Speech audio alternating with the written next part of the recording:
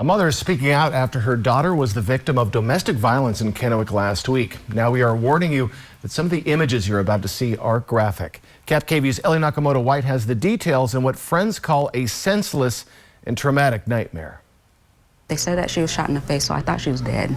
It's been 6 days since 27-year-old Octavia was the victim of domestic violence. She was shot on Tweed Street around 8:45 p.m. on October 28th. Kennewick police now searching for this suspect, 31-year-old Nathaniel Thompson. It's just been like unreal. You hear about stuff that happens to other people, and then you just don't think it's going to happen to anybody that you know. The shooting happening in front of her 4 young children, who are now trying to cope with what happened. The children, if it wasn't for FaceTiming, like a few days later, they thought that she was dead. There was nothing that anybody could say that would change their minds. They can't sleep at night. You know, they're talking about it. That weekend's supposed to be filled with celebrations, but instead, now their worst nightmare. They kept her keys in her car and everything as evidence, so they were locked out of their house. They didn't have clothes for the weekend.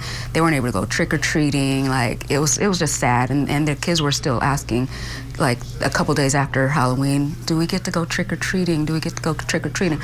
Also, it was the twins' birthday.